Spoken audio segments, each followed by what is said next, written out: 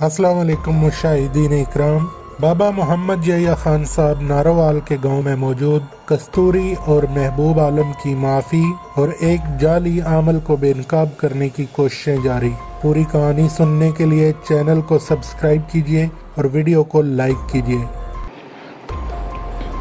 दादा शुक्रिया, मैंने आपकी दी हुई ज़मीन कबूल की, मगर मुझे सिर्फ़ और सिर्फ टीला चाहिए। टीला? दादा चौंके। इस मनहूस बंजर और बेडंगे टीले को लेकर क्या करोगे? इस पे तो घास तक नहीं उगती, सांप और किरले वगैरह दौड़ते फिरते हैं, और फिर ये टीला तो हम उस नाखलफ को दे चुके हैं जिसका नाम महबूब था। नहीं दादा, मुझे सिर्फ यही टीला चाहिए। बाकी रही वो दो चीज़ें, तो दादा एक दफ़ा आप फिर वादा फरमाएं कि आप इनकार नहीं करेंगे। मैंने दादा का हाथ पकड़ते हुए कहा, मैं वादा करता हूँ बेटा, खुले दिल से मांगो, इंशाअल्लाह ज़रूर मिलेगा। दादा, सबसे पहले आप अपने पोते महबूब आलम मरहूम को सिद्के दिल से माफ़ कर दें और अपना वो हुक्म वापस ले लें जिसमें आपने उसे अपनी जायदाद, ख़ानदान और अपने नाम से बेदखल कर दिया था। और दूसरी चीज़, अपनी वो अराज़ी जो टीले की दूसरी जानब बेआबाद और मनहूस असेब ज़दा करार देकर बेकार कर दी है, उसके 1/4 हिस्से पे स्कूल या कोई अस्पताल तामीर करवा कर उसे महबूब आलम के नाम वक्फ कर दें और बाकी मांदा ज़मीन पे खुद अपनी काश्त करें, फिर कुदरत का तमाशा देखें। दादा मेरे मुंह की तरफ देख रहे थे, ज़ुबान गुंग, आँखों से अश्क रवां थे। सरफराज, सुलेमान और उसके वालिद कामे सिवाय मेरे सब ही ज़ारो कतार रो रहे थे। उसके आध घंटे बाद जब मैं वहाँ से निकलने लगा तो मैंने दादा का मुंह चूमते हुए कहा, बस एक छोटी सी ख्वाहिश और है। परसों जुमरात को हम महबूब और कस्तूरी का टिब्बे पे उर्स कर रहे हैं और साथ ही आपकी ज़मीन पर मेला भी होगा। आप इन 2 दिनों में सब इंतज़ाम करवा दें। मेले के सब लवाजमात होने चाहिए, कबड्डी, खेल तमाशे, मुकाबले वगैरह वगैरह। 3 रोज़ा इस मेले की तमाम तफसीलात बताकर मैंने एक और दरख्वास्त भी दाग दी कि टिब्बे पे उर्स की तकरीबात के इफ्तिताह के लिए अपने बड़े पीर साहब की खिदमात हासिल की जाएं। इससे पहले उन्हें इनकी शमूलियत करना बताया जाए और हर कीमत पे उन्हें वहाँ लाया जाए। जिस्मानी और ज़हनी तौर पर थके हारे घर आए तो गांव का मिरासी और लिलियानी वाला, इसका सांडू बैरूपिया गुलाम रसूल फौजी एक और आदमी के साथ बड़ी शिद्दत से हमारा इंतज़ार कर रहे थे। उन्होंने ख्वाजा खिज़र डेरे की पूरी रिपोर्ट दी, तफसील से एक एक बात बताई। लिलियानी वाले बैरूपिया ने कहा, अल्लाह जोड़ियाँ सलामत खान साहब, वो फराडिया तो मेरा भी बाप है, मैं उसको हड्डों से जानता हूँ। वो डालो वाली का चंगड़ सलामता है, इश्तिहारी मुजरम और मंशात फरोश है। कोई 3-4 बरस पहले उसने अपनी साली को कत्ल कर दिया था, उसके बाद से ये मफरूर है।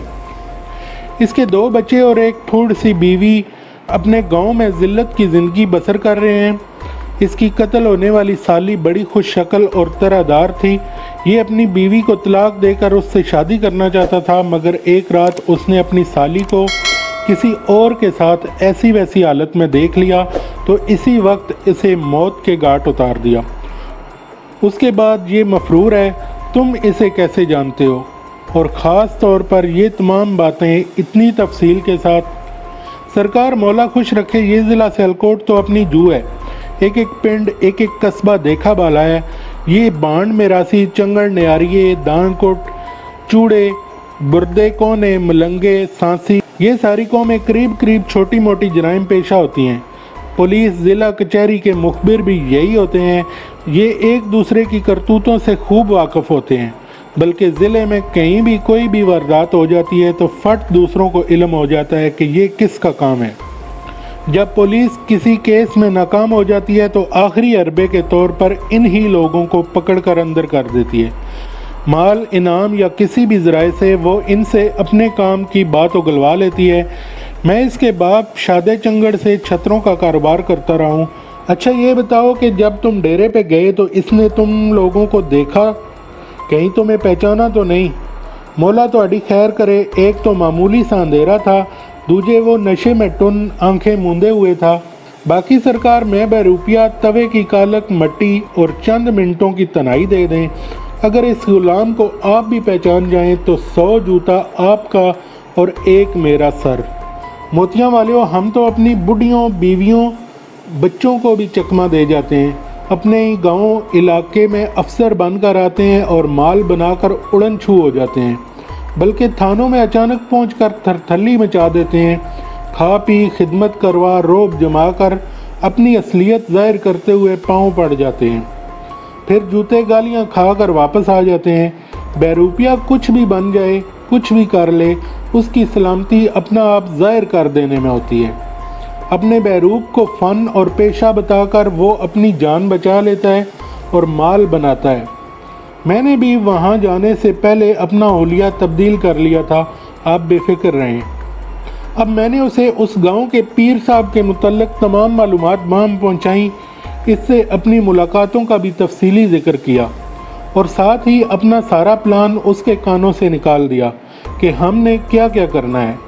دراصل ہم خواجہ خضر والے ڈیرے کے فراڈ کو اسی گاؤں کے پیر صاحب کے ہاتھوں ختم کروانا چاہتے تھے، کیونکہ یہ دین کے ان ذمہ دار لوگوں کا ہی فرض بنتا ہے کہ وہ اللہ کی مخلوق کو ایسے دھوکہ بازوں کے چنگل سے بچائیں۔ گاؤں علاقے کا بڑا مولوی اس علاقے کی ایک بڑی طاقت ہوتا ہے اور ہم اس طاقت کو بروقت اور بڑے مؤثر انداز میں استعمال کرنا چاہتے تھے۔ ہم تو لونڈے مونڈے تھے، ہم بچوں کی آواز وہاں جہالت کدے میں کون سنتا۔ میں نے اسے صبح کی نماز میں شامل ہو کر پیر کی زیارت کرنے کا کہہ کر کھیتوں والے ڈیرے بھجوا دیا۔ صبح صبح ہی کامے نے آ کر جگایا اور دادا میاں کا حکم سنایا کہ سب بچے لوگ ناشتہ ادھر آ کر کریں۔ وہاں پہنچے تو ناشتے کا اہتمام دیکھ کر آنکھیں کھل گئیں۔ لسی، مکھن، باجرے کا ملیدہ، ترتراتے ہوئے پراٹھے، لسوڑوں کا اچار، بنے تیتر اور بٹیرے، روے کا حلوہ، گاجروں کا مربع۔ دادا بڑے خوشگوار موڈ میں تھے، کہنے لگے ایک زمانے کے بعد پرسکون نیند سویا ہوں، رات ایک عجیب سا خواب دیکھا ہے، مجھے کبھی کوئی خواب یاد نہیں رہتا، رات خواب دیکھا، صبح آنکھ کھلتے ہی سب کچھ بھول گیا، لیکن یہ خواب شاید میری زندگی کا پہلا خواب ہے جو اپنی تمام تر جزیات کے ساتھ حرف بحرف اور منظر بمنظر مجھے یاد ہے۔ صبح صبح تمہیں اسی خواب کے سلسلے میں بلایا ہے کہ تمہیں بھی سناؤں۔ دادا معاف کیجیے گا، میرا خیال ہے کہ خواب کی تعبیر کے معاملے میں اگر آپ مسجد والے پیر صاحب سے رجوع کرتے تو زیادہ بہتر ہوتا۔ نہیں یار، یہ اتنا نازک، نفیس اور خوبصورت خواب ہے کہ اسے مولانا جیسے تند و تلخ، لہیم شہیم اور عنصر فضولیت قسم کی شے کے سامنے رکھنا خواب کا جھٹکا کروانے کے برابر ہے۔ مجھے یقین ہے اس خواب کے متعلق تم مجھے بہتر بتا سکتے ہو۔ دادا جی، یہ خواب آپ کے لیے بڑا سعد اور مبارک ہے۔ آپ نے محبوب عالم اور کستوری کو معاف کر کے ان کی ارواح کو خوش کر دیا ہے۔ آپ کے سامنے چاندی کی تشتری میں پھول ہیں، کستوری کے نافے کی جلی والی پوٹ جس کی سوکھی ہوئی آنت کی تانت آپ کی ٹانگوں سے الجھ جاتی ہے، جسے کھینچتے کھینچتے آپ ایک اونچے ٹیلے پر پہنچ جاتے ہیں۔ جگنوؤں کی جگمگاہٹ، چاند کی کرنوں کا نور اور سمے کی سیر انگیزی، خوش رنگ و خوش الحان طیور کی ترنم ریزی سے آپ بڑے مسحور اور خوش ہوتے ہیں۔ اچانک ایک اوٹ سے ایک ہفت رنگ پرندہ مثل مرغ زریں پھڑپھڑاتا ہوا آتا ہے اور آپ کے قدموں میں گر پڑتا ہے۔ جھک کر آپ دیکھتے ہیں تو زخمی خوبصورت پرندے کا چہرہ آپ کے پوتے محبوب عالم کے چہرے سا دکھائی دیتا ہے۔ آپ پریشان سے ہو کر اس پرندے کو گود میں بھر لیتے ہیں۔ پھر ایک اڑتا ہوا تشت نمودار ہوتا ہے۔ چاندی کے اس تشت میں گلاب کے تازہ پھول، بڑی خوبصورت سی بانسری اور پان کے پتے پہ کستوری پڑی ہوئی ہوتی ہے۔ پھر آپ، بس بیٹا بس، اب آگے جو کچھ ہوا اسے اپنے تک ہی محدود رکھو۔ یہ خواب تو میں نے دیکھا، مگر سنا تم رہے ہو جیسے تم نے بھی دیکھا ہو۔ آپ یوں ہی سمجھ لیں، ویسے میں نے یہ خواب نہیں دیکھا، مجھے ابھی ابھی ایسا خیال ضرور آیا جس کو میں نے منو ان آپ کو سنا دیا۔ دادا نے حیران ہوتے ہوئے پوچھا، میرا خواب تمہارا خیال، ایک سے دونوں؟ میں کچھ سمجھا نہیں۔ دادا جی، خیال جب جم جاتا ہے، منجمد ہو جاتا ہے تو خواب بن جاتا ہے، ایسے ہی جیسے دودھ ملائی مکھن اور شکر یک بستہ کر دیے جائیں تو آئس کریم بن جاتی ہے۔ تحت الشعور اپنا فالتو ابال جس دن کو نکالتا ہے تو وہ خیالات کی صورت اختیار کر لیتا ہے۔ انسان سویا ہوا ہو تو یہی کچھ خواب میں بدل جاتا ہے۔ بہرحال اللہ آپ کو سلامت رکھے۔ آپ کے دل پر جمع ہوا غبار اتر گیا ہے۔ جیسے لاکھوں پرندوں میں سیمی مرغ ایک آدھی ہوتا ہے، لاکھوں پرندوں کے رنگ، ان کی خوبصورتیاں، بانکپن، ان کی چہچہاٹ، یہ سب کچھ اس ایک پرندے میں سما جاتا ہے۔ تو اس طرح لاکھوں کروڑوں انسانوں میں کئی صدیوں کے بعد ایک مفوق الفطرت انسان پیدا ہوتا ہے، وہ عاشق صادق ہوتا ہے۔ اس میں کروڑوں انسانوں کی سچائیاں اور ان کا خلوص و اثار، جذب و جذبات کی گہرائیاں، پیار و چاہت کی پناہیاں، پتہ نہیں کیا کیا بسا رچا ہوتا ہے۔ محبوب عالم جیسا جوان رانا تو صدیوں بعد کہیں دکھائی دیتا ہے۔ کہا جا سکتا ہے کہ اس نے جو بویا وہ کاٹا، لیکن ضروری تو نہیں کہ یہ سب کچھ ہم سب کی سمجھ میں آ جائے۔ بعض خوش رنگ خوشبودار پھول پھل ایسے بھی پیدا ہوتے ہیں جو نہ تو دکھائی دیتے ہیں، نہ کسی کے کام آتے ہیں، اور نہ کسی کی دسترس میں ہوتے ہیں۔ دادا کوئی نہ کوئی کسی دلہن کا نقاب الٹنے ضرور آتا ہے، کوئی نہ کوئی دیوار گرانے ضرور آتا ہے، کوئی نہ کوئی پردہ ہٹانے ضرور آتا ہے۔ اسی طرح کوئی دیا جلانے آتا ہے، کوئی بچھڑے ملانے آتا ہے، کوئی ٹوٹا ہوا دل جوڑنے آتا ہے، کوئی بید کھولنے آتا ہے۔ دادا کستوری اور محبوب کے مرکز کے پاس ایک پودا بویا گیا ہے۔ یہ پودا جب تناور درخت بنے گا تو بڑا گنا سا یہ میٹھا پھل اور دیکھنے کے لیے خوشنما منظر دے گا۔ آپ کم از کم اس کی آبیاری کا بندوبست تو کر سکتے ہیں۔ دادا نے اپنے شلوکے سے ایک باری سی تھیلی مجھے تھمائی اور کہا، بیٹا خان، میں نے تمہارے میلے اور عرس کے تمام جملہ انتظامات کر دیے ہیں۔ گاؤں کے بوڑھے جوان بچے سب تمہارے ساتھ ہیں۔ یہ چھوٹی سی رقم حاضر ہے، جہاں چاہو خرچ کرو۔ بڑے پیر صاحب کو عین وقت پر پہنچا دیا جائے گا۔ دادا نے اپنے کارندوں اور گماشتوں کے ذریعے بڑے شاندار انتظامات کروائے۔ 2 روز کے اندر اندر ٹبے کے ارد گرد کی تمام زمینیں، کھیت کھلیان، میدان، جدھر دیکھو انسان ہی انسان نظر آتے تھے۔ مویشیوں کی منڈی، کھیل تماشے، دکانیں، پکوان، مٹھائیاں، کھلونے، میلے میدان تو لگتے ہی رہتے ہیں، مگر اس میلے کی 2 نمایاں خصوصیات تھیں۔ ایک تو مائی کستوری کا عرس تھا جو پہلی بار شروع ہوا تھا، دوسرے حضرت سلیمان علیہ السلام کا اڑن تخت اور مقدس کلمے والی بکری کی زیارت تھی۔ دیہاتی لوگ بڑے سیدھے سادے مسلمان ہوتے ہیں، اکثریت کم علموں اور شریفوں کی ہوتی ہے۔ کوئی بھی دھوکے باز دین و دنیا کسی بھی معاملے میں انہیں آسانی سے شیشے میں اتار سکتا ہے۔ یہ بولے بالے معصوم لوگ خاص طور پہ دین کے معاملے میں اکثر و بیشتر بلیک میل ہوتے رہتے ہیں۔ توہمات، پیری فقیری، تعویذ گنڈے، جادو ٹونے، ایسی اکثر واہیات چیزیں ان پر اثر انداز ہوتی رہتی ہیں۔ خواجہ خضر کی کشتی اور مقدس بکری کا فراڈ اس کی زندہ مثال تھی۔ کوئی بھی پڑھا لکھا شخص جو دین کے بارے میں معمولی سی شدھ بدھ بھی رکھتا ہو، اس فراڈ کی حقیقت کو بخوبی سمجھ سکتا ہے۔ مگر اس کے باوجود یہ لوگ، یہ پیر، یہ مولوی اور اس گاؤں اور گرد و پیش کے لوگ اس فراڈ کی حوصلہ افزائی کرتے نظر آتے تھے۔ کوئی بھی تو نہ تھا جو کہتا کہ ان فراڈیوں کا پول کھول کر، جوتے لگا کر، ان کا منہ کالا کر کے گدھے پہ گھمایا جائے۔ یہ ٹبے والا سارا ڈرامہ ان فراڈیوں کو انہی کی گنہونی کرتوتوں کے پہاڑ تلے دفن کرنے کے لیے رچایا گیا تھا۔ ہم ان کے لیے ایسا ماحول تیار کر رہے تھے جو خود بخود ان کو ان کے منطقی انجام تک پہنچا دے۔ نوبت اور ڈھول مسلسل پیٹا جا رہا تھا۔ مسلسل 2 دنوں سے آگ کا الاؤ روشن تھا۔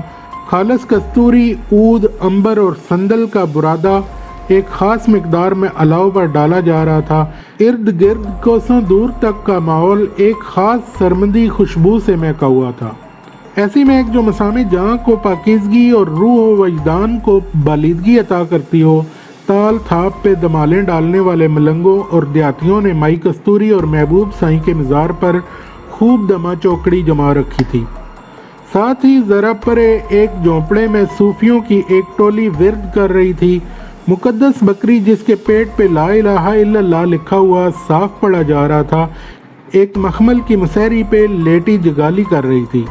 بکری کے بستر کے ساتھ ہی حضرت سلیمان علیہ السلام کے اڑن کھٹولے کے تختے کی زیارت تھی۔ عورتیں، مرد، بوڑھے، بچے قطار در قطار کھڑے اپنی باری کا انتظار کر رہے تھے۔ ہر ایک کی زبان پہ سبحان اللہ، سبحان تیری قدرت کا ورد جاری تھا۔ پھر قدرت اللہ شاہ اپنی لمبی داڑھی، نورانی چہرہ اور سبز چولے میں ملبوس زیارت کے قریب مجاورت کے فرائض سر انجام دے رہے تھے۔ باقاعدہ افتتاح بعد از نماز ظہر بڑے پیر صاحب کے ہاتھوں سر انجام پانا تھا۔ اس کے ساتھ ہی بڑے میلے کا آغاز ہونا تھا، جس کا اہتمام دادا جی کی زمینوں میں کیا گیا تھا۔ ادھر دادا صاحب نے بڑے پیر کو اپنی حویلی طلب کیا ہوا تھا۔ یہ میلے اور عرس وغیرہ کا پروگرام اتنی عجلت اور طوفانی انداز میں طے ہوا تھا کہ گاؤں والے بھی حیران و ششدر تھے کہ یہ ٹبے اور چودھریوں کی زمینوں پہ کیا ہو رہا ہے۔ ڈنڈورچی کی زبانی جب زیارتوں اور محبوب سائیں کے عرس کا سنا تو ہر سننے والا سوچتا رہ گیا کہ اتنے برسوں بعد یہ عرس کیسے یاد آ گیا اور یہ زیارتیں کہاں سے دریافت ہو گئیں۔ ظاہر ہے کہ ان باتوں کا کسی کے پاس کوئی ٹھوس جواب نہ تھا۔ ہر شخص خود اپنی آنکھوں سے ان انہونیوں کو دیکھنا چاہتا تھا۔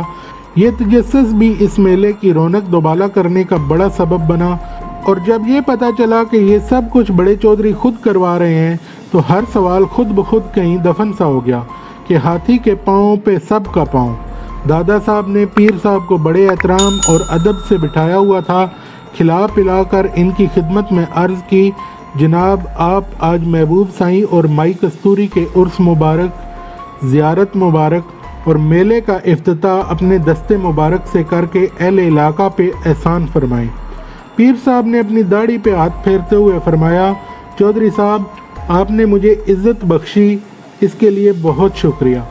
میں یہ تو دریافت کرنے کی جرات نہیں کرتا کہ عرس اور میلہ کن وجوہ کی بنیاد پر منعقد کیے جا رہے ہیں۔